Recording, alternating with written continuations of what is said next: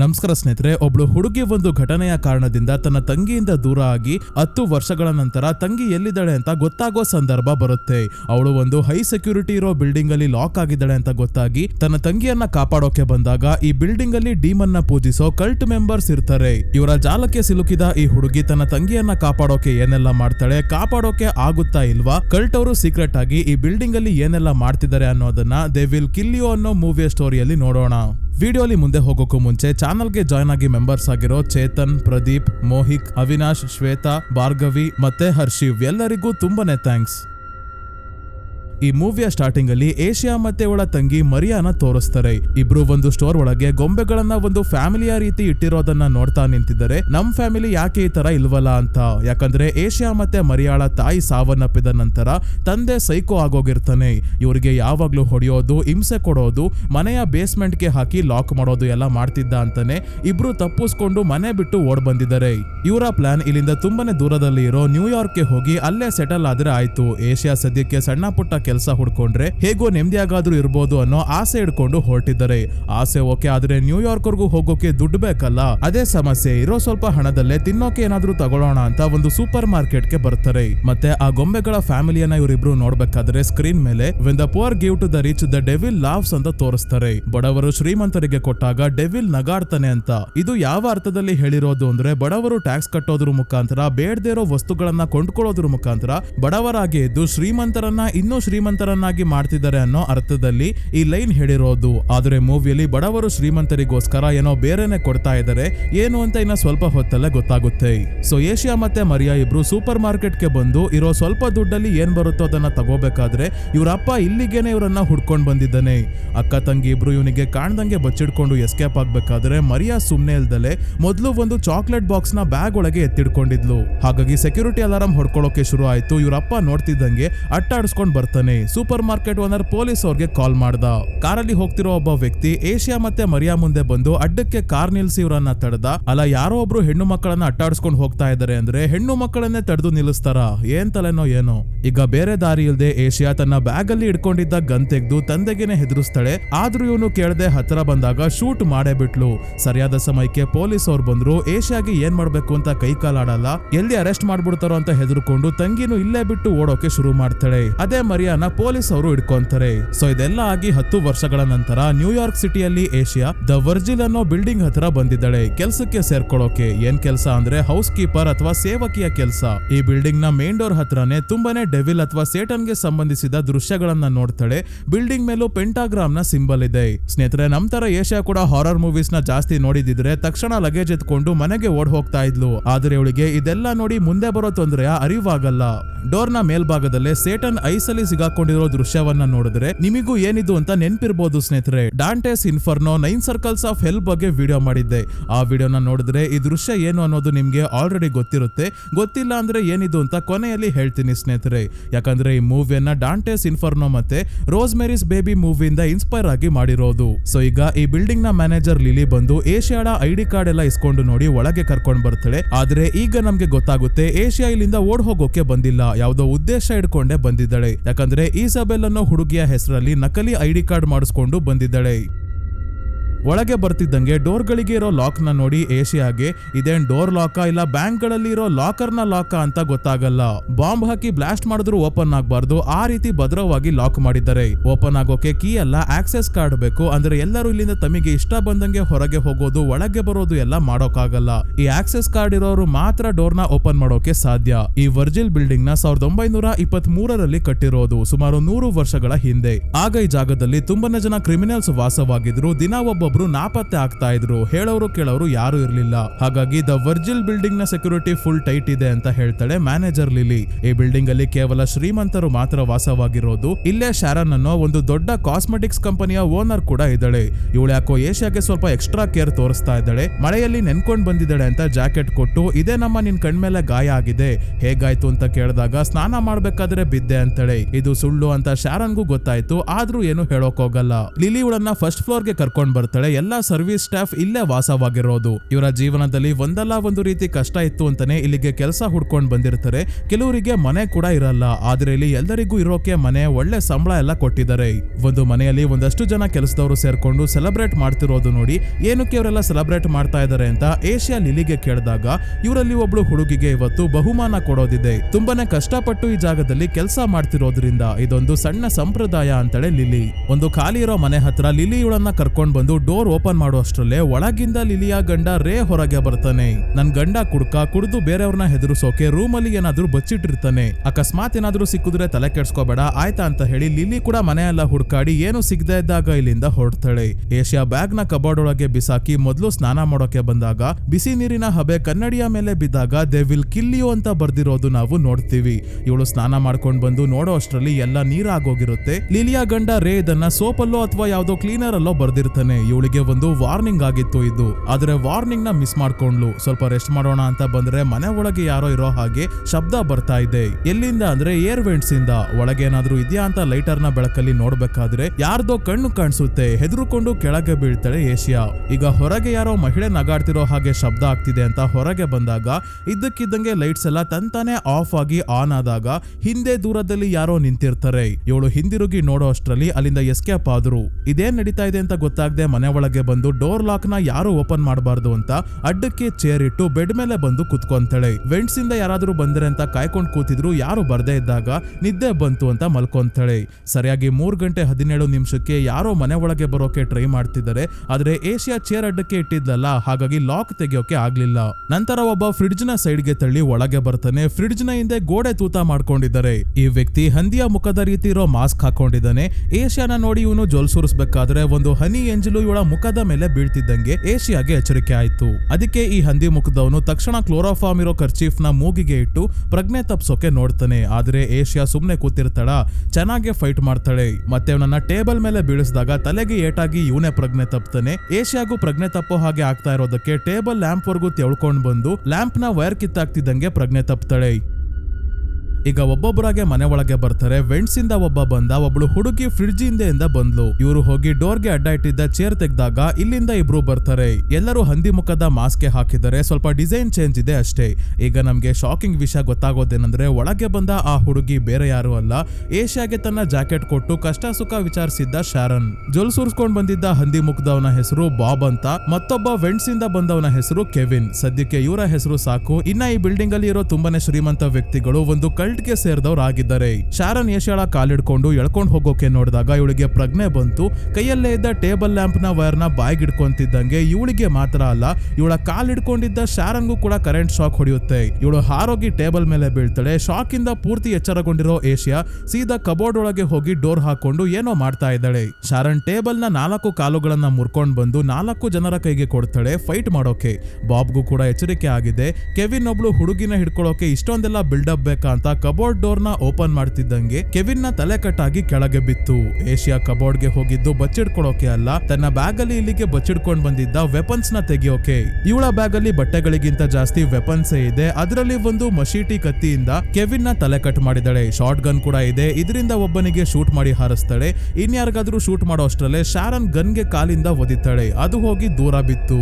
ಈಗ ಅಸಲಿ ಫೈಟ್ ಶುರು ಆಗುತ್ತೆ. ಈ ಹುಡುಗಿ ಏನ್ ಮಾಡ್ತಾಳೆ ಅಂತ ಅನ್ಕೊಂಡಿದ್ರು, ಆದ್ರೆ ಈಗ ಜಾನ್ ವಿಕ್ ನ ತಂಗಿ ತರ ಫೈಟ್ ಮಾಡ್ತಾ ಇದ್ದಾಳೆ. ಒಬ್ಬ ಕೆಳಗೆ ಬಿದ್ದಿರೋ ಗನ್ನ ಎತ್ಕೊಳ್ಳೋಕೆ ಹೋದಾಗ ಒಂದೇ ಏಟಿಗೆ ಇವನ ಕಾಲು ಮತ್ತೆ ಕೈ ಎರಡನ್ನು ಮಶೀಟಿಯಿಂದ ಕಟ್ ಮಾಡ್ತಾಳೆ. ಶಾರನ್ ಮತ್ತೆ ಬಾಬ್ ಏನೇ ಮಾಡಿದ್ರು ಇವಳನ್ನ ತಡೆಯೋಕಾಗ್ತಿಲ್ಲ.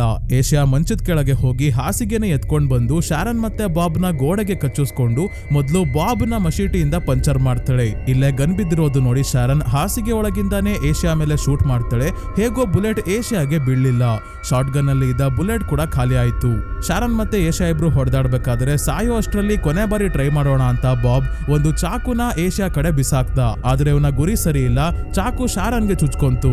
ಬಾಬ್ ತಟ್ಟಾಡ್ಕೊಂಡು ಮನೆಯಿಂದ ಹೊರಗೆ ಹೋದಾಗ ಇಲ್ಲಿವರೆಗೂ ಫೈಟ್ ಮಾಡೋದ್ರಲ್ಲಿ ಏಷ್ಯಾ ಪ್ಯಾಂಟ್ ಹಾಕೊಳ್ಳೋದೇ ಮರ್ತೋಗಿದ್ಲು. ಮೊದ್ಲು ಪ್ಯಾಂಟ್ ಹಾಕೊಂಡ್ ಬಂದು ಬಾಬ್ಗೆ ಚುಚ್ಚಿ ಸಾಯಿಸ್ತಾಳೆ. ಇದನ್ನೆಲ್ಲ ನೋಡ್ತಾ ನಿಂತಿರೋ ಲಿಲಿ ಯಾರ್ ನೀನು ಅಂತ ಕೇಳಿದಾಗ 10 ವರ್ಷದ ಹಿಂದೆ ಏಷ್ಯಾ ತನ್ನ ತಂದೆಗೆ ಶೂಟ್ ಮಾಡಿ ಎಸ್ಕೇಪ್ ಆದವಳು. ಆಮೇಲೆ ಏನೆಲ್ಲ ಆಯ್ತು ಅಂತ ಫ್ಲಾಶ್ ಬ್ಯಾಕ್ ಅಲ್ಲಿ ನೋಡ್ತೀವಿ. ತಂದೆಗೆ ಶೂಟ್ ಮಾಡಿ ಇವಳೇನೋ ಎಸ್ಕೇಪ್ ಆದ್ಲು, ಆದ್ರೆ ಅವಳ ತಂಗಿ ಮರಿಯಾ ಮತ್ತೆ ತನ್ನ ತಂದೆ ಹತ್ರ ತಗ್ಲಾಕೊಂತಾಳೆ. ಯಾಕಂದ್ರೆ ಇವ್ರ ಅಪ್ಪಂಗೆ ಬುಲೆಟ್ ಬಿದ್ದಿದ್ರು ಬದುಕುಳಿತಾನೆ, ಮರಿಯಾಳ ಕಸ್ಟಡಿ ಅವನಿಗೆನೆ ಕೊಟ್ಟಿರ್ತಾರೆ. ಏಷ್ಯಾ ಪೊಲೀಸ್ ಅವರಿಂದ ಎಷ್ಟೇ ತಪ್ಪಿಸ್ಕೊಳ್ಳೋಕೆ ನೋಡಿದ್ರು ಕೊನೆಗೂ ಸಿಗಾಕೊಂಡು ಜೈಲ್ಗೆ ಹೋಗ್ತಾಳೆ. ಜೈಲಲ್ಲಿ ಬೇರೆ ಕ್ರಿಮಿನಲ್ಸ್ ಜೊತೆ ಹೊಡೆದಾಡ್ಕೊಂಡು ಫೈಟ್ ಮಾಡೋದು ಕಲ್ತು ತುಂಬಾನೇ ಸ್ಟ್ರಾಂಗ್ ಆಗ್ತಾಳೆ. ಇದೇ ರೀತಿ ಜೈಲಲ್ಲಿ ಹೆಚ್ಚು ಕಡಿಮೆ 10 ವರ್ಷ ಕಳೆದು ಇನ್ನೇನೋ ಪೆರೋಲ್ ಮೇಲೆ ಹೊರಗೆ ಬರೋ ಸಮಯ ಬಂದಾಗ ತನ್ನ ಪ್ರೈವೇಟ್ ಇನ್ವೆಸ್ಟಿಗೇಟರ್ ಮತ್ತೆ ಲಾಯರ್ ಆಗಿರೋ ಒಬ್ಬ ವ್ಯಕ್ತಿಯನ್ನ ಭೇಟಿ ಆಗ್ತಾಳೆ. ಅವನು ಇನ್ವೆಸ್ಟಿಗೇಷನ್ ಮಾಡಿ ಮರಿಯಾ ಎಲ್ಲಿದ್ದಾಳೆ ಅಂತ ತಿಳ್ಕೊಂಡ್ ಬಂದಿದ್ದಾನೆ. ಮೊದಲು ಒಂದು ಮೊಟೆಲ್ ಅಲ್ಲಿ ಕೆಲಸ ಮಾಡ್ತಿದ್ಲು, ಅದಾದ್ಮೇಲೆ ಈಗ ಸದ್ಯಕ್ಕೆ ವರ್ಜಿಲ್ ಬಿಲ್ಡಿಂಗ್ ಅಲ್ಲಿ ಕೆಲ್ಸಕ್ಕೆ ಸೇರ್ಕೊಂಡಿದ್ದಾಳೆ ಸೇವಕಿಯಾಗಿ. ಸಮಸ್ಯೆ ಏನಂದ್ರೆ ಈ ಬಿಲ್ಡಿಂಗ್ ಅಲ್ಲಿ ಇರೋರು ಶ್ರೀಮಂತರು, ಏನ್ ಮಾಡ್ತಾರೋ ಗೊತ್ತಿಲ್ಲ. ಅಲ್ಲಿ ಕೆಲಸ ಮಾಡೋ ತುಂಬಾನೇ ಜನ ನಾಪತ್ತೆ ಆಗಿದ್ದಾರೆ. ನಾಪತ್ತೆ ಆಗಿರೋರೆಲ್ಲ ಮನೆ ಇಲ್ದೆ ರೋಡ್ ಸೈಡ್ ಅಲ್ಲಿ ಬದುಕ್ತಾ ಇದ್ದವರು, ತುಂಬಾನೇ ಬಡವರು ಮತ್ತೆ ಇಲ್ಲಿಗಲ್ ಆಗಿ ದೇಶಕ್ಕೆ ಬಂದಿರೋಂತವ್ರನ್ನ ಮಾತ್ರ ಅವರು ಟಾರ್ಗೆಟ್ ಮಾಡ್ತಿದ್ದಾರೆ. ಯಾಕಂದ್ರೆ ಅವರು ಬದುಕಿದ್ರು ಸತ್ತೋದ್ರು ಯಾರು ಕೇಳಲ್ಲ. ಹಾಗಾಗಿ ಮರಿಯಾ ಕೂಡ ತೊಂದರೆಯಲ್ಲಿ ಇರಬಹುದು. ಆದ್ರೆ ಈಸಾಬೆಲ್ ಅನ್ನೋ ಹುಡುಗಿ ಮುಂದಿನ ತಿಂಗಳು ವರ್ಜಿಲ್ ಅಲ್ಲಿ ಕೆಲ್ಸಕ್ಕೆ ಸೇರ್ಕೊಂತಾ ಇದ್ದಾಳೆ. ಅವಳನ್ನ ತಡೆದು ಏನಾದ್ರೂ ಮಾಡಿ ಅವಳ ಹೆಸರಲ್ಲಿ ಏಷ್ಯಾ ವರ್ಜಿಲ್ಗೆ ಹೋಗ್ಬೋದು ಅನ್ನೋ ಐಡಿಯಾ ಈ ಪ್ರೈವೇಟ್ ಇನ್ವೆಸ್ಟಿಗೇಟರೇ ಕೊಟ್ಟಿರ್ತಾನೆ. ಜೈಲಿಂದ ಬಿಡುಗಡೆ ಆಗ್ತಿದ್ದಂಗೆ ಮೊದಲು ಏಷ್ಯಾ ಸೀದಾ ಈಸಾಬೆಲ್ ಅನ್ನೋ ಹುಡುಗಿಯ ಹತ್ರ ಹೋಗಿ ಇವಳಿಗೆ ಹೊಡಿತಾಳೋ ಹೆದರಿಸ್ತಾಳೋ ಏನ್ ಮಾಡ್ತಾಳೋ ಗೊತ್ತಿಲ್ಲ. ಒಟ್ನಲ್ಲಿ ಇವಳ ಹೆಸರಲ್ಲಿ ತನ್ನ ಫೋಟೋ ಐಡಿ ಕಾರ್ಡ್ ಮಾಡಿಸ್ಕೊಂಡು ಈಸಾಬೆಲ್ ಅಂತ ಹೇಳಿ ವರ್ಜಿಲ್ಗೆ ಬಂದು ಕೆಲ್ಸಕ್ಕೆ ಸೇರ್ಕೊಂಡಿರ್ತಾಳೆ ಏಷ್ಯಾ. ಈಗ ಲಿಲಿಗೆ ಏಷ್ಯಾ ತನ್ನ ನಿಜವಾದ ಹೆಸರು ಹೇಳಿ, ನಾನು ಈ ಜಾಗದಲ್ಲಿ ಕೆಲಸ ಮಾಡ್ತಿರೋ ನನ್ನ ತಂಗಿಯನ್ನ ಕರ್ಕೊಂಡು ಹೋಗೋಕೆ ಬಂದಿದ್ದೀನಿ, ಅವಳು ಎಲ್ಲೇ ಇದ್ರು ನನ್ನ ಹತ್ರ ಕರ್ಕೊಂಡ್ ಬನ್ನಿ ಅಂದಾಗ ಈ ಬಿಲ್ಡಿಂಗ್ ಅಲ್ಲಿ ಇರೋ ಯಾರು ಕೂಡ ಸಾಧಾರಣದವರಲ್ಲ, ಇವಳು ಬರಬಾರ್ದು ಜಾಗಕ್ಕೆ ಬಂದು ತಗ್ಲಾಕೊಂಡಿದ್ದಾಳೆ ಅಂತ ಗೊತ್ತಾಗುತ್ತೆ. ಏಷ್ಯಾ ಇಲ್ಲಿವರೆಗೂ ಯಾರ್ಯಾರನ್ನ ಸಾಯಿಸಿದ್ಲೋ ಅವರೆಲ್ಲರೂ ಒಬ್ಬೊಬ್ಬರಾಗಿ ಜೀವಂತವಾಗಿ ಮನೆಯಿಂದ ಎದ್ದು ಹೊರಗೆ ಬರ್ತಾ ಇದ್ದಾರೆ. ಇವರ ಬಾಡಿ ಪಾರ್ಟ್ಸ್ ಎಲ್ಲ ಏಷ್ಯಾ ಕಟ್ ಮಾಡಿದ್ಲಲ್ಲ, ಆ ಪಾರ್ಟ್ಸ್ ನ ಆಯ್ಕೊಂಡ್ ಬಂದಿದ್ದಾರೆ. ಕೆವಿನ್ ಕೈಯಲ್ಲಿ ಹಿಡ್ಕೊಂಡ್ ಬಂದಿದ್ದ ತನ್ನ ತಲೆಯನ್ನ ವಾಪಸ್ ಫಿಕ್ಸ್ ಮಾಡ್ಕೊಂತಾನೆ. ಇನ್ನೊಬ್ಬನ ಕೈ ಕಾಲನ್ನ ಏಷ್ಯಾ ಕಟ್ ಮಾಡಿದ್ಲು, ಅವನು ಕೂಡ ತನ್ನ ಪಾರ್ಟ್ಸ್ ನ ಫಿಕ್ಸ್ ಮಾಡ್ಕೊಂತಾನೆ. ಹೇಗೆ ಅಂದ್ರೆ ಇವರಿಗೆ ಸಾವೇ ಇಲ್ಲ ಸ್ನೇಹಿತರೆ, ಅಮರ ಆಗಿದ್ದಾರೆ. ಸಾಯಿಸಿದ್ರು ಕೆಲವು ನಿಮಿಷಗಳಲ್ಲೇ ಹೋಗಿರೋ ಪ್ರಾಣ ವಾಪಸ್ ಬರುತ್ತೆ. ಎಷ್ಟು ನಿಮಿಷ ಅಂದ್ರೆ ಡ್ಯಾಮೇಜ್ ಎಷ್ಟಾಗಿದೆ ಅನ್ನೋದ್ರ ಮೇಲೆ ಡಿಪೆಂಡ್. ಹಾಗಂತ ನೋವಾಗಲ್ಲ ಅಂತ ಅಲ್ಲ, ಏಷ್ಯಾ ಕೈಯಲ್ಲಿ ಬಾಡಿ ಪಾರ್ಟ್ಸ್ ನ ಕಟ್ ಮಾಡಿಸ್ಕೊಂಡವ್ರಿಗೆ ಚುಚ್ಚಿಸ್ಕೊಂಡವ್ರಿಗೆ ನೋವಂತೂ ಹಾಗೆ ಆಗಿರುತ್ತೆ. ಈಗ ಒಂದು ಮನೆಯಲ್ಲಿ ಇದ್ದ ಕೆಲಸ ಮಾಡೋ ಮಹಿಳೆ ಓಡ್ ಬಂದು ಏಷ್ಯಾನ ಹಿಡ್ಕೊಳ್ಳೋಕೆ ನೋಡಿದಾಗ ಇವಳ ಹೊಟ್ಟೆಗೆ ಮಶೀಟಿ ಹಾಕ್ತಾಳೆ. ಆದ್ರೆ ಇವಳು ಕೂಡ ಸಾಯೋದಿಲ್ಲ. ಇಲ್ಲಿ ಕೆಲಸ ಮಾಡೋರ್ಗೂ ಕೂಡ ಸಾವಿಲ್ಲ. ಅದಕ್ಕೆ ಮೊದಲು ಏಷ್ಯಾ ಈ ಮಹಿಳೆಯ ಮನೆ ಒಳಗೆ ಹೋಗಿ ಡೋರ್ ಲಾಕ್ ಮಾಡ್ಕೊಂತಾಳೆ. ಲಿಲಿ ಮಶೀಟಿ ಚುಚ್ಚಿಸ್ಕೊಂಡ್ ಕೂತಿರೋ ಈ ಮಹಿಳೆ ಹತ್ರ ಬಂದು ಮತ್ತೆ ಜೀವ ವಾಪಸ್ ಬಂದ ಮೇಲೆ ಸ್ವಲ್ಪ ರಕ್ತ ಎಲ್ಲ ಕ್ಲೀನ್ ಮಾಡಮ್ಮ ಅಂತ ಹೇಳಿ ಮಶೀಟಿನ ತೆಕ್ಕೊಂಡ್ ಹೋಗಿ ಏಷ್ಯಾಗೆ ಡೋರ್ ಓಪನ್ ಮಾಡೋಕೆ ಹೇಳ್ತಾ ಇದ್ದಾಳೆ. ಯಾಕಂದ್ರೆ ಇಲ್ಲಿಂದ ತಪ್ಪಿಸ್ಕೊಂಡ್ ಹೋಗೋಕೆ ದಾರಿನೇ ಇಲ್ಲ. ಏಷ್ಯಾ ಕಿಟಕಿ ಓಪನ್ ಮಾಡೋಕೆ ನೋಡ್ತಾಳೆ, ಹೊಡೆದಾಕೋಕೆ ನೋಡ್ತಾಳೆ, ಆದ್ರೆ ಆಗ್ತಿಲ್ಲ. ಫ್ರಿಡ್ಜ್ ನ ಸೈಡ್ಗೆ ತಳ್ಳಿ ತನ್ನ ಮನೆಯಲ್ಲಿ ಇರೋ ಹಾಗೆ ಗೋಡೆ ಏನಾದ್ರೂ ಹೊಡೆದೋಗಿದ್ಯಾ ಅಥವಾ ವೆಂಟ್ಸ್ ಓಪನ್ ಆಗುತ್ತಾ ಅಂತೆಲ್ಲ ಚೆಕ್ ಮಾಡ್ತಾಳೆ. ಎಲ್ಲೂ ಹೊರಗೆ ಹೋಗೋ ದಾರಿ ಇಲ್ಲ. ಅಂದ್ರೆ ಸ್ಪೆಷಲ್ ಆಗಿ ಇವಳಿದ್ದ ಮನೆಯಲ್ಲೇ ವೆಂಟ್ಸ್ ಓಪನ್ ಇರೋದು, ಫ್ರಿಡ್ಜ್ ಇಂದ ಗೋಡೆ ಹೊಡೆದಾಕಿ ಒಳಗೆ ಹೋಗೋಕೆ ಬರೋಕೆ ದಾರಿ ಮಾಡಿದ್ದಾರೆ ಈ ಕಲ್ಟ್ ಅವರು. ಇನ್ನೆಲ್ಲಾದ್ರೂ ದಾರಿ ಇದೆಯಾ ಅಂತ ಹುಡುಕಾಡ್ಬೇಕಾದ್ರೆ ಕೊನೆಗೆ ನೆಲದಲ್ಲಿ ಒಂದು ಸೀಕ್ರೆಟ್ ಡೋರ್ ಇರೋದು ನೋಡಿ ಓಪನ್ ಮಾಡ್ಕೊಂಡು ಟನಲ್ ಒಳಗೆ ಬರ್ತಾಳೆ. ಟನಲ್ ಅಂದ್ರೆ ಸ್ನೇಹಿತರೆ ಅಂಡರ್ ಗ್ರೌಂಡ್ ಅಲ್ಲಿ ಇರೋದಲ್ಲ, ಬಿಲ್ಡಿಂಗ್ ಅಲ್ಲಿ ಇರೋ ಬೇರೆ ಬೇರೆ ಜಾಗಗಳಿಗೆ ಸೀಕ್ರೆಟ್ ಆಗಿ ಹೋಗೋಕೆ ಕಲ್ಟ್ ಅವರು ಸೀಕ್ರೆಟ್ ಪ್ಯಾಸೇಜ್ ನ ಟನಲ್ ಗಳ ರೀತಿ ಮಾಡ್ಕೊಂಡಿದ್ದಾರೆ. ಈ ರಹಸ್ಯ ಮಾರ್ಗದಲ್ಲಿ ಈಗ ಏಷ್ಯಾ ಹೋಗ್ತಾ ಇದ್ದಾಳೆ. ಯಾವ ಕಡೆ ಹೋಗ್ಬೇಕು ಅಂತ ಗೊತ್ತಾಗದೆ ಹಾಗೆ ಸುಮ್ನೆ ಮುಂದೆ ಬಂದಾಗ ಲಿಲಿ, ಶಾರನ್ ಮತ್ತೆ ಕೆವಿನ್ ಮಾತಾಡ್ತಿರೋ ಶಬ್ದ ಕೇಳಿಸ್ಕೊಂಡು ಒಂದು ಬುಕ್ ಶೆಲ್ಫ್ ನ ಹಿಂದೆ ಬಂದು ನಿಂತ್ಕೊಂತಾಳೆ. ಏನ್ ಮಾತಾಡ್ಕೊಂತಿದ್ದಾರೆ 3 ಜನ ಅಂದ್ರೆ ಇವತ್ತೇ ಆಚರಣೆ ಮಾಡ್ಬೇಕು. ಯಾರಿಗೂ ಏಷ್ಯಾ ತಪ್ಪಿಸ್ಕೊಳ್ಳೋಕೆ ನೋಡ್ತಿರೋ ವಿಷಯ ಈಗ್ಲೇ ಹೇಳೋದು ಬೇಡ, ಆದಷ್ಟು ಬೇಗ ಅವಳನ್ನ ಹಿಡಿದು ಬಲಿ ಕೊಡೋಕೆ ಎಲ್ಲಾ ವ್ಯವಸ್ಥೆ ಮಾಡೋಣ ಅಂತ ಲಿಲಿ ಹೇಳ್ತಾ ಇರೋದು ಕೇಳಿಸ್ಕೊಂಡು ಏಷ್ಯಾಗೆ ಭಯ ಶುರು ಆಯ್ತು. ಈಸಾಬೆಲ್ಗೆ ಯಾರು ಹೇಳೋರ್ ಕೇಳೋರ್ ಇಲ್ಲ ಅಂತಾನೆ ಅವಳನ್ನ ಬಲಿ ಕೊಡೋಕೆ ಲಿಲಿ ಸೆಲೆಕ್ಟ್ ಮಾಡಿದ್ಲು. ಅವಳ ಬದಲಿಗೆ ಈಗ ಏಷ್ಯಾ ಬಂದು ತಗ್ಲಾಕೊಂಡಿದ್ದಾಳೆ. ಅವರು ಮಾತಾಡ್ತಿರೋದನ್ನ ಸುಮ್ನೆ ಕೇಳಿಸ್ಕೊಳ್ಳೋದ್ ಬಿಟ್ಟು ನೋಡೋಕೆ ಬುಕ್ ನ ಸೈಡ್ ಗೆ ತಳ್ಳಿ ನೋಡಿದಾಗ ಬುಕ್ ನ ಶಬ್ದ ಲಿಲಿಗೆ ಕೇಳಿಸ್ತು. ಬುಕ್ ಶೆಲ್ಫ್ ನ ಸೈಡ್ ಗೆ ಸ್ಲೈಡ್ ಮಾಡಿದಾಗ 3 ಜನ ಇಲ್ಲೇ ನಿಂತಿರೋ ಏಷ್ಯಾನ ನೋಡ್ತಾರೆ. ಏಷ್ಯಾ ಗಾಬರಿಯಾಗಿ ಬುಕ್ ಶೆಲ್ಫ್ ನ ವಾಪಸ್ ಎಳೆದು ಎಸ್ಕೇಪ್ ಆಗೋಕೆ ನೋಡ್ತಾಳೆ. ಆದ್ರೆ ಕೆವಿನ್ ಇವಳ ಮೇಲೆ ಮಶೀಟಿಯಿಂದ ದಾಳಿ ಮಾಡ್ತಾನೆ. ಅಂದ್ರೆ ಮರದ ಗೋಡೆ ಅಲ್ವಾ, ಹಾಗಾಗಿ ಮಶೀಟಿ ಗೋಡೆನೆ ಸಿಳ್ಕೊಂಡು ಒಳಗೆ ಬರ್ತಿದೆ. ಹೀಗೆ ಮಾಡ್ತಾ ಇವಳ ಕೈಗೆ ಮಶೀಟಿ ಚುಚ್ಕೊಂತು. ಕೈ ಕುಯ್ಕೊಂಡ್ರು ಪರವಾಗಿಲ್ಲ ಅಂತ ಕೈ ಜೋರಾಗಿ ಎಳ್ಕೊಂಡು ಮತ್ತೆ ಎಸ್ಕೇಪ್ ಆಗ್ಬೇಕಾದ್ರೆ ಶಾರನ್ ಶಾರ್ಟ್ ಗನ್ ಇಂದ ಫೈರ್ ಮಾಡಿದ್ರಿಂದ ಲಿಲಿ ಬೈತಾಳೆ, ಅವಳನ್ನ ಬಲಿ ಕೊಡ್ಬೇಕು, ಜೀವಂತವಾಗಿ ಹಿಡ್ಕೊಂಡ್ ಬಾ ಅಂತ. ಶಾರನ್ ಇವಳ ಹಿಂದೆನೆ ಬಂದು ಏಷ್ಯಾನ ಹಿಡ್ಕೊಂಡಾಗ ಏಷ್ಯಾ ಇವಳ ಹತ್ರ ಇದ್ದ ತನ್ನ ಶಾರ್ಟ್ ಗನ್ ಕಿತ್ಕೊಂಡು ಇವಳ ತಲೆನ ಬ್ಲಾಸ್ಟ್ ಮಾಡ್ಬಿಡ್ತಾಳೆ. ಇನ್ನೇನು ಇವಳು ಸಾಯೋದಿಲ್ವಲ್ಲ, ಮತ್ತೆ ತಲೆ ಇಲ್ಲ ಅಂದ್ರೂ ಹಾಗೆ ಎದ್ದು ಬರ್ತಾ ಇದ್ದಾಳೆ. ಹೇಗೋ ಕಣ್ ಕಾಣಿಸಲ್ವಲ್ಲ, ಹಾಗಾಗಿ ಬೇರೆ ಕಡೆ ಹೋದ್ಲು. ಏಷ್ಯಾ ಬಚಾವಾದ್ಲು. ಇದೇ ಸಮಯಕ್ಕೆ ಟನಲ್ ಒಳಗೆ ಕೆವಿನ್ ಬಂದಾಗ ಏಷ್ಯಾ ಇನ್ನೇನು ತಗ್ಲಾಕೊಂಡ್ಲು ಅನ್ನೋ ಅಷ್ಟರಲ್ಲಿ ಲಿಲಿಯಾ ಗಂಡ ರೇ ಇವಳನ್ನ ಸೇಫ್ ಆಗಿರೋ ಜಾಗಕ್ಕೆ ಕರ್ಕೊಂಡ್ ಬರ್ತಾನೆ. ಮತ್ತೆ ಈ ಬಿಲ್ಡಿಂಗ್ ಅಲ್ಲಿ ಏನ್ ನಡೀತಾ ಇದೆ ಅಂತ ಇವಳಿಗೆ ಅರ್ಥ ಮಾಡಿಸ್ತಾನೆ. ಈ ಬಿಲ್ಡಿಂಗ್ ನೋಡೋಕೆ ಅಪಾರ್ಟ್ಮೆಂಟ್ ತರ ಇರ್ಬೋದು, ಆದ್ರೆ ಇದು ಸೇಟ್ ಸೇಟನ್ನ ಪೂಜಿಸುವಂತ ಜಾಗ. ಈ ಬಿಲ್ಡಿಂಗ್ ನ 100 ವರ್ಷಗಳ ಹಿಂದೆ ಕಟ್ಟಿದ್ದಾರೆ, ಆದ್ರೆ ಈ ಕಲ್ಟ್ ಅವರು 106 ವರ್ಷಗಳಿಂದ ಇದ್ದಾರೆ. ಸೇಟನ್ ಜೊತೆ ಕಾಂಟ್ಯಾಕ್ಟ್ ಮಾಡೋದು ಹೇಗೆ ಅನ್ನೋದನ್ನ ಕಲ್ತು ಒಂದು ಭಯಾನಕ ಆಚರಣೆಯನ್ನ ಮಾಡಿ ಸೇಟನ್ನ ಆಹ್ವಾನಿಸಿ ಡೀಲ್ ಮಾಡ್ಕೊಂಡಿರ್ತಾರೆ. ಅದೇ ತಮಗೆ ಸಾವೇ ಇಲ್ದಂಗೆ ಮಾಡೋಕೆ ಸೇಟನ್ನ ಕೇಳ್ಕೊಂತಾರೆ. ದೇವರು ವರ ಕೊಡ್ಬೇಕು ಅಂದ್ರೆ ಆಯ್ತು ಅನ್ನೋ ಪದವನ್ನ ಮಾತ್ರ ಬಳಸ್ತಾರೆ, ಆದ್ರೆ ಡೆವಿಲ್ ಜೊತೆ ಡೀಲ್ ಮಾಡ್ಕೊಂಡ್ರೆ ಆಯ್ತು ಜೊತೆಗೆ ಆದ್ರೆ ಅನ್ನೋ ಪದ ಬೇರೆ ಬರುತ್ತೆ. ಆಯ್ತು ನಿಮಗೆ ಸಾವೇ ಇಲ್ದೇ ಇರೋ ಹಾಗೆ ಮಾಡ್ತೀನಿ, ಆದ್ರೆ ಅದರ ಬದಲಿಗೆ ಮನುಷ್ಯರ ಬಲಿ ಕೊಡ್ಬೇಕು ಅಂತ ಕೇಳಿದಾಗ ಒಪ್ಕೊಂಡು ಈ ಬಿಲ್ಡಿಂಗ್ ಕಟ್ಟಿ ಇವತ್ತಿನವರೆಗೂ ಬಲಿ ಕೊಡ್ತಾನೆ ಬಂದಿದ್ದಾರೆ. ಕಲ್ಟ್ಗೆ ಸೇರಿರೋರ ಹೆಸರು ಒಂದು ಲಿಸ್ಟ್ ಅಲ್ಲಿ ಇದೆ. ಆ ಲಿಸ್ಟ್ ಅಲ್ಲಿ ಹೆಸರು ಇರೋವರೆಗೂ ಇವರು ಅಮರ. ಯಾರಾದ್ರೂ ಮಾಡಬಾರ್ದು ಕೆಲಸ ಮಾಡಿದ್ರೆ ಲಿಸ್ಟ್ ಇಂದ ಅವರ ಹೆಸರನ್ನ ಅಳಿಸ್ತಾರೆ, ಆಗ ಅವರ ಕತೆ ಮುಗೀತು ಅಂತಾನೆ ಅರ್ಥ. ಈ ಕಲ್ಟ್ ಅಲ್ಲಿ ಇರೋರೆಲ್ಲ ತುಂಬಾನೇ ಶ್ರೀಮಂತರು, ಪೊಲೀಸ್ ಮತ್ತೆ ಕಾನೂನನ್ನ ತಮ್ಮ ಕಂಟ್ರೋಲ್ ಅಲ್ಲಿ ಇಟ್ಕೊಳ್ಳೋ ಅಂತ ಶಕ್ತಿ ಇರೋರು. ಹಾಗಾಗಿ ಯಾರನ್ನ ಕರ್ಕೊಂಡ್ ಬಂದು ಬಲಿ ಕೊಟ್ರು ವಿಷಯ ಸ್ವಲ್ಪನೂ ಹೊರಗೆ ಲೀಕ್ ಆಗೋದಿಲ್ಲ. ಎಲ್ಲಾ ಕೆಲ್ಸದವ್ರನ್ನ ಬಲಿ ಕೊಡಲ್ಲ. ಈ ಬಿಲ್ಡಿಂಗ್ ನ ಫಸ್ಟ್ ಫ್ಲೋರ್ ಅಲ್ಲಿ ಇರೋ ಸೇವಕಿಯರನ್ನೆಲ್ಲ ಕೂಡ ಕಲ್ಟ್ಗೆ ಸೇರಿಸ್ಕೊಂಡು ಕೆಲ್ಸಕ್ಕೆ ಇಟ್ಕೊಂಡಿದ್ದಾರೆ. ಕೆಲಸ ಮಾಡೋಕೆ ಯಾರಾದ್ರೂ ಬೇಕಲ್ಲ, ಹಾಗಾಗಿ ಇದನ್ನ ರೇ ಏಷ್ಯಾಗೆ ಹೇಳ್ತಾನೆ. ಯಾಕಂದ್ರೆ ಇವನಿಗೂ ಈ ಜಾಗದಲ್ಲಿ ಬಲಿ ಕೊಡ್ತಾ ಇರೋದು ಇಷ್ಟ ಆಗ್ತಿಲ್ಲ. ಅದಕ್ಕೆ ಹೊಸದಾಗಿ ಇಲ್ಲಿಗೆ ಬಂದವರ ರೂಮ್ ಅಲ್ಲಿ ಏನಾದ್ರೂ ಇಟ್ಟು ಅವರನ್ನ ಹೆದರಿಸಿ ಕಳ್ಸೋಕೆ ನೋಡ್ತಾನೆ, ಇಲ್ಲ ಅಂದ್ರೆ ವಾರ್ನಿಂಗ್ ಕೊಡ್ತಾನೆ. ಏಷ್ಯಾಗೆ ಮಿರರ್ ಮೇಲೆ ಬರೆದು ವಾರ್ನಿಂಗ್ ಕೊಟ್ನಲ್ಲ ಅದೇ ರೀತಿ. ಸೊ ರೇ ಏಷ್ಯಾಳನ್ನ ಸೆಕೆಂಡ್ ಫ್ಲೋರ್ ಗೆ ಕರ್ಕೊಂಡ್ ಬರ್ತಾನೆ. ಟನಲ್ ಒಳಗೆ ಫಸ್ಟ್ ಫ್ಲೋರ್ ಮತ್ತೆ ಸೆಕೆಂಡ್ ಫ್ಲೋರ್ ಗೆ ಲೆವೆಲ್ 1 ಮತ್ತೆ ಲೆವೆಲ್ 2 ಅಂತ ಬರ್ದಿದೆ. ಇದೇ ಸಮಯಕ್ಕೆ ಏಷ್ಯಾ ಶಾರ್ಟ್ ಗನ್ ಇಂದ ಶರನ್ನ ತಲೆ ಹಾರಿಸಿದ್ಲಲ್ಲ, ಅವಳ ಒಂದು ಕಣ್ಣು ಈಗ ಜೀವಂತಗೊಂಡು ಇವರನ್ನ ಫಾಲೋ ಮಾಡ್ಕೊಂಡ್ ಬರ್ತಾ ಇದೆ. ಸೆಕೆಂಡ್ ಫ್ಲೋರ್ ಗೆ ಬಂದಾಗ ಈ ಫ್ಲೋರ್ ಅಲ್ಲಿ ಗ್ರೂಪ್ ಮೀಟಿಂಗ್ ನಡೀತಾ ಇದೆ. ಅರ್ಥ ಆಯ್ತು ಅನ್ಸುತ್ತೆ. ಇದೇನು ಇಡೀ ಫ್ಲೋರ್ ಅಲ್ಲಿ ಈ ಕೆಲಸನೇ ನಡೆಯೋದಾ ಅಂತ ಏಷ್ಯಾ ಕೇಳಿದಾಗ ಹೌದು, ಅಮರತ್ವವನ್ನ ಪಡ್ಕೊಂಡಾದ್ಮೇಲೆ ತುಂಬಾನೇ ವರ್ಷ ಜೀವಂತವಾಗಿ ಇದ್ದು ಬೋರ್ ಆಗಿ ಈ ತರ ಒಂದೊಂದು ಫ್ಲೋರ್ ಅಲ್ಲಿ ಒಂದೊಂದು ರೀತಿಯ ಎಂಟರ್ಟೈನ್ಮೆಂಟ್ ಇದೆ ಅಂತ ಹೇಳ್ತಾನೆ ರೇ. ಈ ಲೆವೆಲ್ 1 ಲೆವೆಲ್ 2 ಕೂಡ ಸ್ನೇಹಿತರೆ 9 ಸರ್ಕಲ್ಸ್ ಆಫ್ ಹೆಲ್ ನ ರೀತಿನೇ ಇದೆ. ಕೊನೆಯಲ್ಲಿ ಹೇಳ್ತೀನಿ ಸ್ನೇಹಿತರೆ. ರೇ ವೆಂಟ್ಸ್ ಇಂದ ಒಂದು ರೂಮ್ ಗೆ ಏಷ್ಯಾನ ಕರ್ಕೊಂಡ್ ಬಂದಾಗ ಇಲ್ಲೇ ಮರಿಯಾಳನ್ನ ಕಲ್ಟ್ ಅವರು ಕೂಡ್ ಹಾಕಿದರೆ. ಈಗ ಕೂಡ್ ಹಾಕಿರೋದು ಏಷ್ಯಾ ಇವಳನ್ನ ಹುಡ್ಕೊಂಡ್ ಬಂದಿರೋದ್ರಿಂದ ಇಬ್ರಿಗೂ ಒಬ್ರಿಗೊಬ್ರನ್ನ ನೋಡಿ ಏನ್ ಮಾತಾಡ್ಬೇಕು ಅಂತಾನೆ ಗೊತ್ತಾಗ್ತಿಲ್ಲ. ಏಷ್ಯಾ ಈ ಜಾಗದ ಬಗ್ಗೆ ಹೇಳಿದಾಗ ನನಗೆ ಮೊದ್ಲೇ ಗೊತ್ತು ಅಂತಾಳೆ ಮರಿಯಾ. ಹೇಗೆ ಗೊತ್ತು ಅಂತ ಈಗ ಫ್ಲಾಶ್ ಬ್ಯಾಕ್ ಅಲ್ಲಿ ನೋಡೋಣ. ಏಷ್ಯಾ ಇವಳ ತಂದೆಗೆ ಶೂಟ್ ಮಾಡಿ ಎಸ್ಕೇಪ್ ಏನೋ ಆದ್ಲು, ಆದ್ರೆ ಇವಳು ಮತ್ತೆ ತನ್ನ ತಂದೆ ಜೊತೆನೆ ಇರೋ ಹಾಗೆ ಆಗಿರುತ್ತೆ. 2 ವರ್ಷಗಳ ಹಿಂದೆ ಇವರಪ್ಪ ಕ್ಯಾನ್ಸರ್ ಇಂದ ಸಾವನ್ನಪ್ಪಿದ ನಂತರ ಒಂದು ಮೋಟೆಲ್ ಅಲ್ಲಿ ಕೆಲಸಕ್ಕೆ ಸೇರ್ಕೊಂಡಿರ್ತಾಳೆ. ಇಲ್ಲಿ ಬರೀ ಕಕ್ಕ ಕ್ಲೀನ್ ಮಾಡಿ ಸಾಕಾಗಿ ಒಂದಿನ ವರ್ಜಿಲ್ ಬಿಲ್ಡಿಂಗ್ ನ ಕೆಲಸಕ್ಕೆ ಬೇಕಾಗಿದ್ದಾರೆ ಪೋಸ್ಟರ್ ನ ನೋಡಿ ಕೆಲಸಕ್ಕೆ ಸೇರ್ಕೊಳ್ಳೋಕೆ ಬಂದಾಗ ಸೀದಾ ಬಲಿ ಕೊಡೋಕೆ ಕರ್ಕೊಂಡು ಹೋಗಿರ್ತಾರೆ. ಹೇಗೋ ಇವಳ ಹಣೆ ಬರಹ ಸರಿ ಇತ್ತು ಅನ್ಸುತ್ತೆ. ಅವತ್ತೇ ಇನ್ನೊಬ್ಳು ಕೆಲಸ ಮಾಡೋಳು ಕಳ್ಳತನ ಮಾಡಿ ತಗ್ಲಾಕೊಂಡಿದ್ಲು ಅಂತ ಹೇಳಿ ಅವಳನ್ನ ಸೇಟನ್ಗೆ ಬಲಿ ಕೊಟ್ಟು ಮರಿಯಾಳನ್ನ ಕಲ್ಟ್ಗೆ ಸೇರಿಸ್ಕೊಂಡಿರ್ತಾರೆ. ಈಗ ಇವಳಿಗೂ ಕೂಡ ಸಾವೇ ಇಲ್ಲ. ಈಗ ಇದೇ ನನ್ನ ಮನೆ, ಈ ಜಾಗದಿಂದ ನಾನು ಎಲ್ಲಿಗೂ ಬರಲ್ಲ, ನೀನ್ ಬೇಕಿದ್ರೆ ಹೋಗು ಅಂತ ಮರಿಯಾ ಹೇಳಿದಾಗ ನಾನು ನಿನ್ನ ಬಿಟ್ಟು ಎಲ್ಲಿಗೂ ಹೋಗಲ್ಲ ಅಂತೇಳಿ ಏಷ್ಯಾ. ಆಲ್ರೆಡಿ ಬಿಟ್ಟು ಹೋಗಿದ್ದಲ್ಲ 10 ವರ್ಷದ ಹಿಂದೆನೆ. ಈಗ ನಾನು ಒಂಟಿಯಾಗಿ ಬದುಕೋದು ಕಲ್ತ್ಕೊಂಡಿದ್ದೀನಿ, ಯಾರ ಸಪೋರ್ಟ್ ಕೂಡ ಬೇಡ, ನಾನು ಇಲ್ಲಿಂದ ಬರಲ್ಲ ಅಂತ ಹಠ ಮಾಡಿದಾಗ ಇಬ್ಬರ ನಡುವೆ ಜಗಳ ಶುರು ಆಯ್ತು. ಏಷ್ಯಾ ನೋಡೋ ತನಕ ನೋಡಿ ಮುಖಕ್ಕೆ ಇವಳೆ ಒಂದು ಪಂಚ್ ಕೊಟ್ಟು ಪ್ರಜ್ಞೆ ತಪ್ಪೋ ಹಾಗೆ ಮಾಡ್ತಾಳೆ. ಈಗ ಇಲ್ಲಿಂದ ಎಸ್ಕೇಪ್ ಆಗೋದು ಹೇಗೆ ಅಂತ ರೇಗೆ ಏಷ್ಯಾ ಕೇಳಿದಾಗ ಒಂದೇ ಒಂದು ದಾರಿ ಇದೆ, ಅದೇ ಎಮರ್ಜೆನ್ಸಿ ಎಕ್ಸಿಟ್. ಬಿಲ್ಡಿಂಗ್ ಗೆ ಬೆಂಕಿ ಹತ್ಕೊಂಡಾಗ ಬಿಲ್ಡಿಂಗ್ ಮೇಲಿಂದ ಹೊರಗೆ ಹೋಗೋಕೆ ಒಂದು ಏಣಿ ಇದೆ, ಅಂದ್ರೆ ಮೊದಲು 9ನೇ ಫ್ಲೋರ್ಗೆ ಹೋಗ್ಬೇಕು ಅಂತಾನೆ. ಇದೆಲ್ಲ ನೋಡ್ತಿರೋ ಶಾರನ್ನ ಕಣ್ಣಿನ ಮೇಲೆ ಒಂದು ಸ್ಪೈಡರ್ ಬಂದಿದ್ರಿಂದ ಹೆದರುಕೊಂಡು ಕೆಳಗೆ ಏಷ್ಯಾ ಮುಂದೆ ಬಿದ್ದು ಹೋಯ್ತು. ಏಷ್ಯಾ ಕೈಯಿಂದನೇ ಈ ಕಣ್ಣನ್ನ ಇಸ್ಕಿ ಪಾಯಸ ಮಾಡ್ಬಿಡ್ತಾಳೆ. ಅದೇ ಟನಲ್ ಒಳಗೆ ಇರೋ ಈ ಕಣ್ಣಿನ ಓನರ್ಗೆ ಇನ್ನೂ ತಲೆ ಬೆಳಕೊಂತ ಇದೆ. ಶಾರನ್ ಕೆವಿನ್ಗೆ ಏಷ್ಯಾ ಸೆಕೆಂಡ್ ಫ್ಲೋರ್ ಅಲ್ಲಿ ಇದ್ದಾಳೆ ಅಂತ ಕೆಟ್ಟದಾಗಿ ಸನ್ನೆ ಮಾಡಿ ತೋರಿಸ್ತಾ ಇದ್ದಾಳೆ. ಕೆವಿನ್ ಫೋನ್ ಇಂದ ಮರಿಯಾ ಇರೋ ರೂಮ್ ನ ಹೊರಗೆ ನಿಂತಿರೋ ಇಬ್ಬರಿಗೆ ಮೆಸೇಜ್ ಮಾಡ್ದ. ಇವರು ಡೋರ್ ನ ಓಪನ್ ಮಾಡ್ತಿದ್ದಂಗೆ ಏಷ್ಯಾ ಇಬ್ಬರನ್ನ ಕೂಡ ಶಾರ್ಟ್ ಗನ್ ಇಂದ ಶೂಟ್ ಮಾಡಿ ಹಾರಿಸ್ತಾಳೆ. ಏಷ್ಯಾ ತನ್ನ ತಂಗಿಯನ್ನ ಎತ್ಕೊಂಡು ಓಡೋಕೆ ಶುರು ಮಾಡ್ತಾಳೆ. ರೇ ಇವರಿಬ್ಬರನ್ನ ಡಮ್ ವೇಟರ್ ಅಂದ್ರೆ ಮೇಲೆ ಅಡುಗೆ ಮನೆಯಿಂದ ಕೆಳಗೆ ಊಟ ಕಳ್ಸೋಕೆ ಇರೋ ಒಂದು ಲಿಫ್ಟ್, ಇದರ ಒಳಗೆ ಇಬ್ಬರನ್ನ ಕೂರಿಸಿ ಮೇಲಿನ ಫ್ಲೋರ್ಗೆ ಕಳಿಸ್ತಾನೆ. ಇದೇ ಸಮಯಕ್ಕೆ ಇಲ್ಲಿಗೆ ಬಂದ ಲಿಲಿ, ಕೆವಿನ್ ಮತ್ತೆ ಬಾಬ್ ನ ಕೈಗೆ ರೇ ಸಿಗಾಕೊಂಡ. ಬಾಬ್ ಸೀದಾ ಅಡುಗೆ ಮನೆಗೆ ಬರ್ತಾನೆ. ಡಮ್ ವೇಟರ್ ಇಲ್ಲಿಗೆ ಬರೋದಲ್ವಾ ಅಂತ ಬರ್ತಿದ್ದಂಗೆ ಏಷ್ಯಾ ಜೊತೆ ಫೈಟ್ ಶುರು ಆಯ್ತು. ಏಷ್ಯಾಗೆ ಬಾಬ್ ಹೊಡಿಬೇಕಾದ್ರೆ ಈಗ ತಾನೇ ಎಚ್ಚರಗೊಂಡಿರೋ ಮರಿಯಾ ಬಾಬ್ ನ ತಲೆಗೆ ಕೊಡಲಿಯನ್ನ ಫಿಕ್ಸ್ ಮಾಡ್ತಾಳೆ. ಅದೇ ರೇ ಹತ್ರ ಲಿಲಿ ಮಾತಾಡಿ ಯಾಕಿದೆಲ್ಲ ಮಾಡ್ತಾ ಇದ್ಯಾ, ನಮಗೆ 100 ವರ್ಷಕ್ಕಿಂತ ಜಾಸ್ತಿ ವಯಸ್ಸಾಗಿದೆ, ಮೊದ್ಲು ಬಲಿ ಕೊಡ್ಬೇಕಾದ್ರೆ ಸುಮ್ನೆ ಇದ್ದವನು ಈಗ ಯಾಕೆ ಈ ರೀತಿ ಆಡ್ತಿದ್ಯಾ ಅಂತ ಕೇಳಿದಾಗ ಮೊದ್ಲು ಈ ಬಿಲ್ಡಿಂಗ್ ನ ಸುತ್ತಮುತ್ತ ವಾಸವಾಗಿದ್ದ ಕ್ರಿಮಿನಲ್ಸ್ ನ ಬಲಿ ಕೊಡ್ತಾ ಇದ್ವಿ, ಅದರಿಂದ ಒಳ್ಳೇದೇ ಆಗ್ತಿದೆ ಅಂತ ನನಗೆ ಅನಿಸ್ತಾ ಇತ್ತು. ಈಗ ನೋಡಿದ್ರೆ ಅಮಾಯಕ ಹೆಣ್ಣು ಮಕ್ಕಳನ್ನ ಕರ್ಕೊಂಡ್ ಬರ್ತಿರೋದು ನನಗೆ ಸ್ವಲ್ಪನೂ ಇಷ್ಟ ಆಗ್ತಿಲ್ಲ.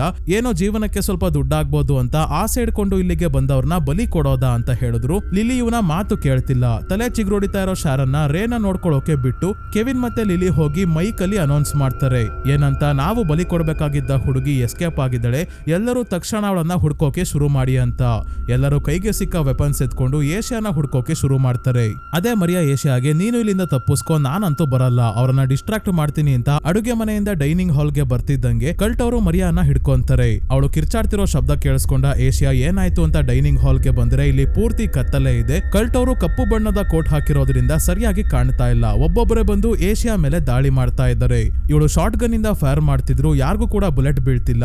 ಅದಕ್ಕೆ ಮೊದಲು ಡೈನಿಂಗ್ ಹಾಲ್ ಇಂದ ಹೊರಗೆ ಬಂದು ಇಲ್ಲೇ ಆಲ್ಕೋಹಾಲ್ ಚೆಲ್ಲಿ ಒದ್ದೆ ಆಗಿರೋ ಬಟ್ಟೆಯನ್ನ ಕೊಡಲಿಗೆ ಸುತ್ಕೊಂಡು ಲೈಟರ್ ಇಂದ ಬೆಂಕಿ ಹಚ್ಕೊಂತಾಳೆ. ಈಗ ಡೈನಿಂಗ್ ಹಾಲ್ಗೆ ಬಂದು ಒಬ್ಬೊಬ್ರು ಕೊಡಲಿಯಿಂದ ಕೊಚ್ಚಾಕೋಕೆ ಶುರು ಮಾಡಿದಾಗ ಕಲ್ಟ್ ಅವರ ಕೋಟ್ ಹೇಗಿದೆ ಅಂದ್ರೆ ಚೆನ್ನಾಗಿ ಬೆಂಕಿ ಹತ್ಕೊಂತಾ ಇದೆ.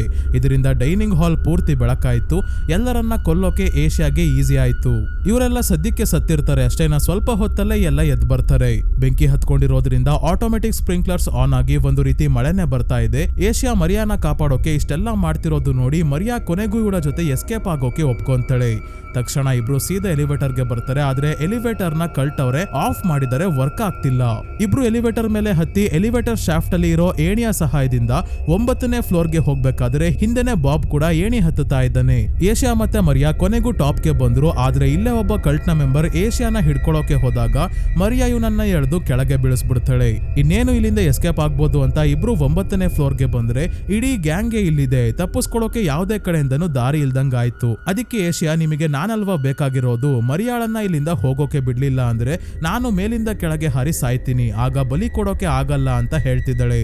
ಈ ರೀತಿ ಮಾಡಿದ್ರೆ ಪ್ರಯೋಜನ ಆಗಲ್ಲ ಅಂತ ಲಿಲಿ ಒಂದು ಶಾಕಿಂಗ್ ವಿಷಯ ರಿವೀಲ್ ಮಾಡ್ತಾಳೆ. ಅದೇ ಮರಿಯಾ ಇವಳ ಕಲ್ಟ್ಗೆ ಸೇರ್ಕೊಂಡಿದ್ದಾಳೆ, ಆದ್ರೆ ಇನ್ನೂ ಅಮರತ್ವವನ್ನ ಪಡ್ಕೊಂಡಿಲ್ಲ.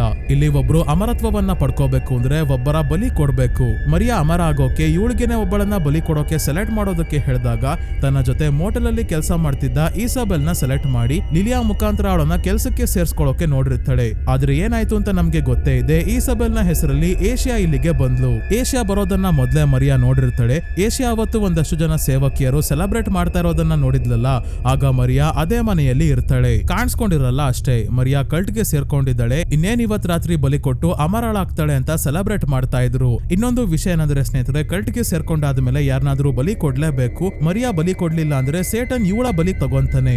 ಅಂದ್ರೆ ಈಗ ಇಬ್ಬರಲ್ಲಿ ಒಬ್ರು ಸಾಯ್ಲೇಬೇಕು ಅಂತ ಪರಿಸ್ಥಿತಿಯಲ್ಲಿ ಸಿಗಾಕೊಂಡಿದ್ದಾರೆ. ಏಷ್ಯಾ ಶಾಕ್ ಆಗಿ ನಿಂತಿದ್ದಾಗ ಕಲ್ಟ್ ಅವರು ಇವರಿಬ್ಬರನ್ನ ಎತ್ತಾಕೊಂಡೋಗೋಕೆ ನೋಡಿದಾಗ ಏಷ್ಯಾ ತಪ್ಪಿಸ್ಕೊಳ್ಳೋಕೆ ಹೋಗಿ ಮಿಸ್ ಆಗಿ ಎಲಿವೇಟರ್ ಶಾಫ್ಟ್ ಒಳಗೆ ಬಿದ್ದೆ ಬಿಡ್ತಾಳೆ. ಹೇಗೋ ಬಾಬ್ ಏಣಿ ಹತ್ಕೊಂಡ್ ಬರ್ತಿದ್ನಲ್ಲ, ಅವನು ಇವಳ ಕಾಲನ್ನ ಹಿಡ್ಕೊಂಡು ಕಾಪಾಡ್ದ. ಅಂದ್ರೆ ಇನ್ನೇನ್ ಬಲಿ ಕೊಡ್ತಾರೆ, ಬಲಿ ಕೊಡೋಕೆ ಇವಳು ಜೀವಂತವಾಗಿರ್ಬೇಕಲ್ಲ, ಅದಕ್ಕೆ ಕಾಪಾಡ್ದ.